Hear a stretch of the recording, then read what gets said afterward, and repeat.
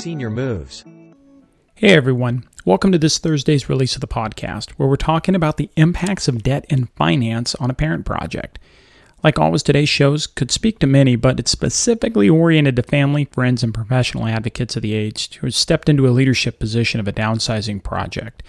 We're going to look at some of the current COVID fraud schemes out there targeting older Americans. We're going to provide some tips on how to begin a conversation about money, and we'll dive into the issues of monitoring a parent's financial situation while they can still manage and control their own finances, plus so much more. Overall, there's some great information on how to approach, monitor, and address a range of debt-related issues for your parent projects. So I hope you guys enjoy the content today.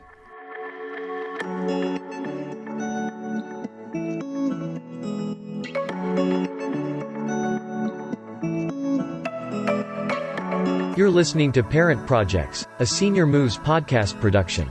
Now here's your host, Tony Siebers.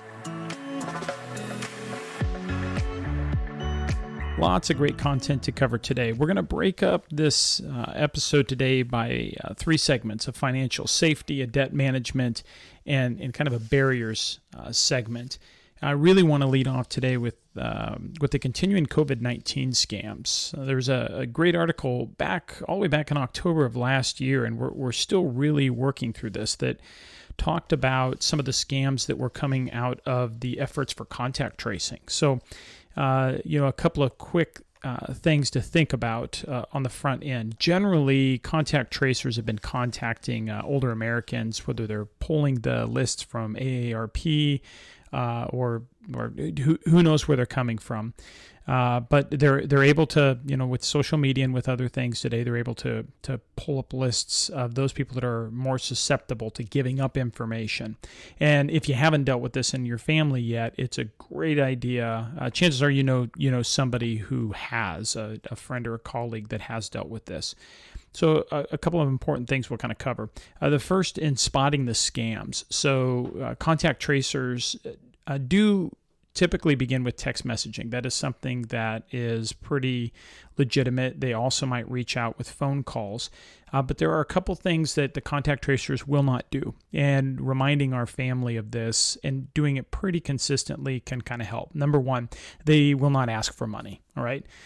Make sure everybody understands they will never ask for any kind of payment. They'll never ask for cash or gift cards or any kind of card in any other way. So that's one thing that should be taken off the table and should immediately key our family members or those that we're working with that they're definitely being a target of a scam.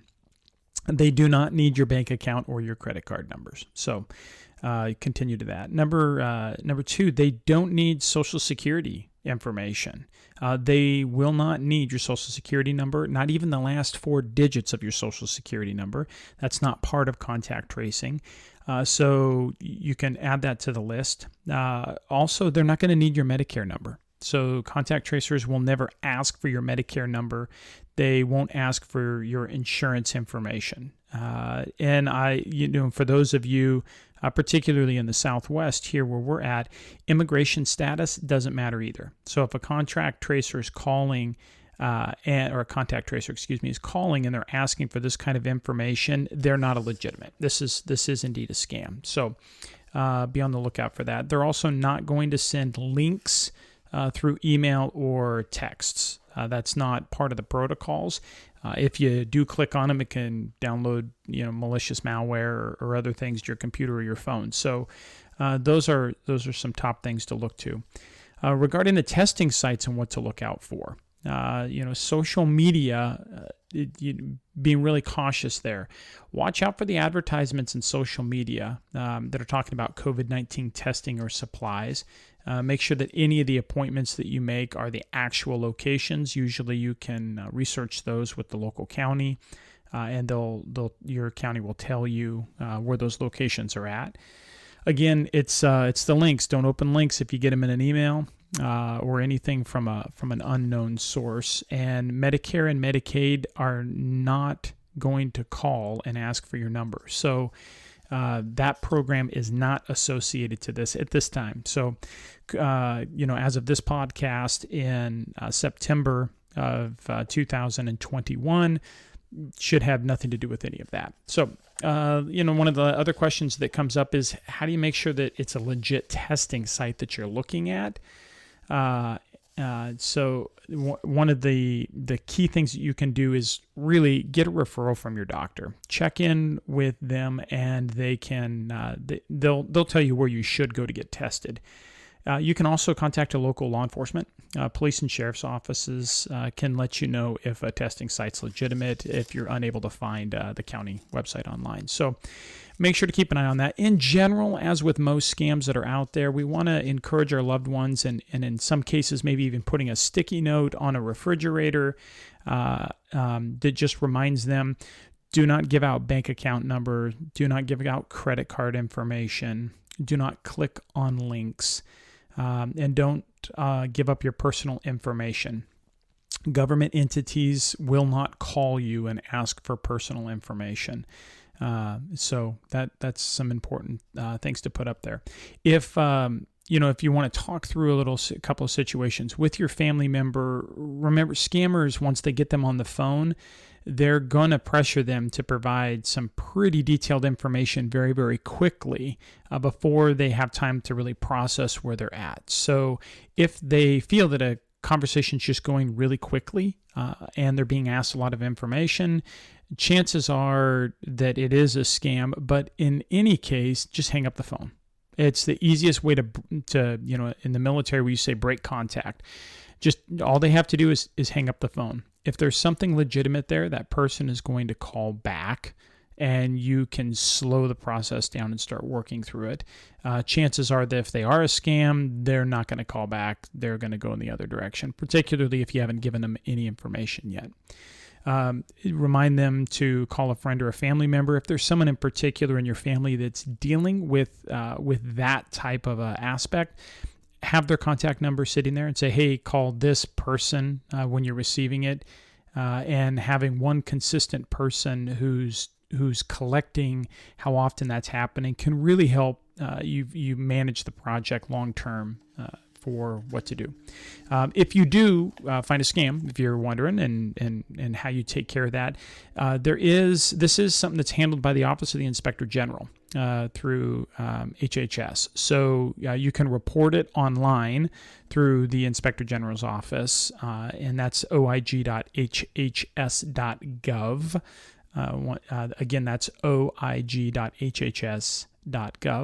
Or you can always call in the tip line, which is 800-HHS-TIPS. That's 800-447-8477. So that's a great way for us to help our loved ones out there. The then next thing to really think through is debt management. When we're talking with budgeting or conversations and tracking and figuring things out, really what's key to staying on top of all of this is communication about finance. And perhaps your family's already talking about finance, and perhaps it's never talked about finance. Just in general, there's a great article out in August of 2021. We'll put it down in the description below by Marie Burns. And in her article, she did a great job of breaking down how to turn the tables of the conversation from somebody jumping in or diving into another person's personal content, or their what they would consider just a very personal stuff, and how to turn the tables on that so that really you become an enabler for them or a resource or a tool. And you're going to find, if you listen to this podcast regularly or you are a member of seniormoves.org, you're going to find that this is a common theme in our dignity and downsizing movements here. These are touchy subjects, and Maria Burns talks exactly about that. She does a lot of workshops about how to estate plan and help other family members. This isn't a sponsored plug for her, but I just say what she makes good mention of in her articles is that common questions do come up and how to handle that touchy subject. And of course, this is something that is really common for us. Most often, it follows a fraud or where something else has come up, or we see that our parents or the people that we're advocating for are having a hard time keeping up with the amount of fraud that's coming their direction, and you really you feel compelled to step in there. So as you wade into the water of that, make sure that you're thinking their best interests and communicate to them in a way that you can become a good resource and an asset to them. Breaking down and having what many refer to as the talk is something that has I've heard it best explained probably this way from this perspective. A client that I'd had years ago when I was moving him here in the Phoenix metro area, his family was involved, but he really didn't want them much more involved. And the reason that he didn't want them involved was he didn't feel that they knew him. And we had during one sidebar conversation, I got this opportunity to allow him to kind of roll through that a little bit, so I could understand what knowing him was personally, so I could avoid that and make some ground there. Also, he was going to depend on his kids long term for a solution. I could help him get moved from point A to point B in this project, but long term, he was going to need someone to help him avoid fraud. And as he waited closer and closer to a time in his life when he would need someone else to help him with those things, he was going to need to depend on family, and it's a good practice. All that aside, his comment was that his kids knew who he showed himself to be, and he really spoke to me as a parent. I have 5 children, and he had asked about that, and he knew that, and then he said, do you tell your kids everything about you? And of course, I have a 6-year-old daughter as my youngest, and even with my teenage boys, I want those guys, I want all my kids to see the best version of myself. And so he was explaining it in really his terms to that. You show your children what you want them to see. And the reality is they see that for 18 years or so. He said he hadn't seen his kids over the course really of other than kind of here and there visits, over a course of 45, almost 50 years. And so now as he's approaching 70 years old, his children have this memory of what he looked like and was, or let them see 45 years ago. And that's what he's given them in order to make decisions on his behalf. And that kind of becomes a problem. So when you're going into the talk, be mindful of that. Take time to understand where they are and let them see you as providing a different approach or a helpful approach to them that helps them get through stuff. Remember that these are unpredictable times. There's probably some level of fear that's sitting around there. And because they are being attacked, this is a great opportunity for you to show yourself as a resource and an asset.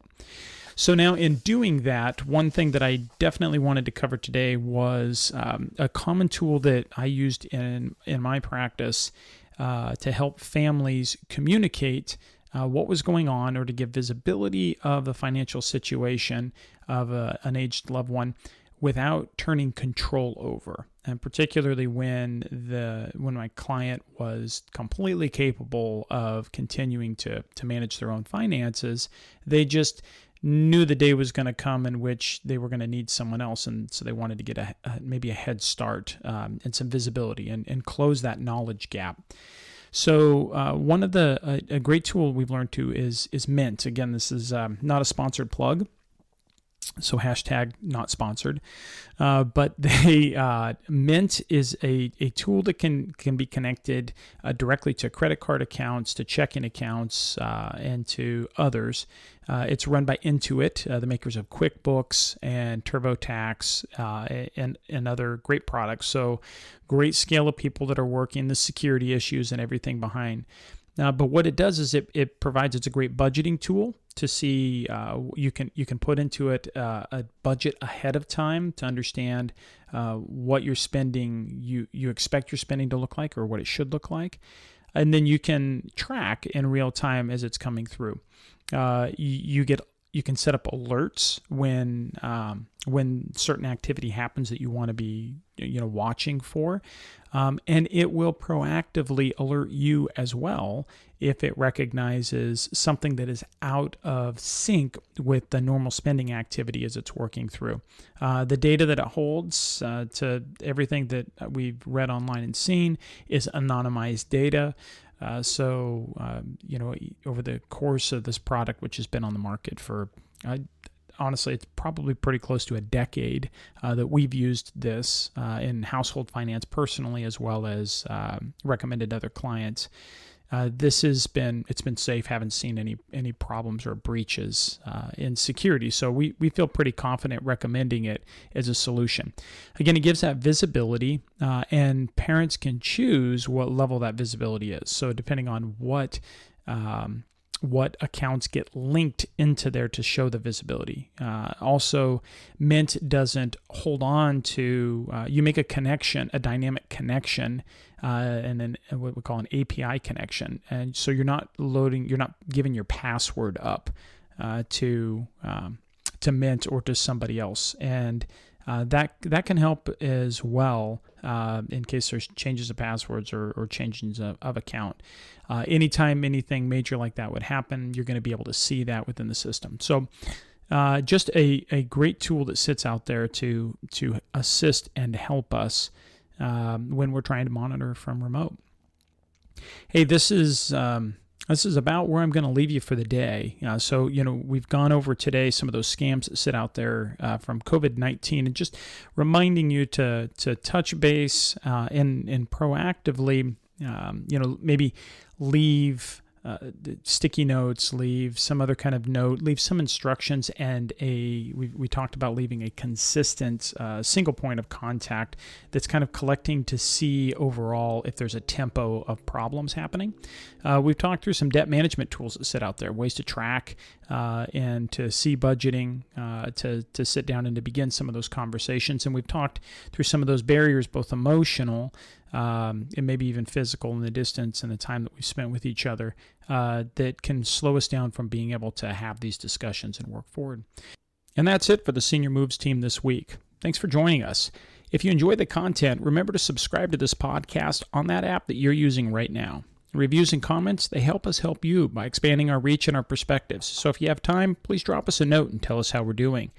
For more tips and tools to get your parent project moving while maintaining dignity and downsizing, you can find us on YouTube, follow us on Facebook or Instagram, and join us at seniormoves.org. Thanks again for joining us this week, and we'll catch you next Thursday. Thank you for listening to this Senior Moves podcast production. To access our show notes, resources, or forums, go to seniormoves.org. This show is for entertainment purposes only. Before making any decisions, consult a professional. This show is copyrighted by Phoenician Partners LLC and Senior Moves. Written permissions must be granted before syndication or rebroadcast.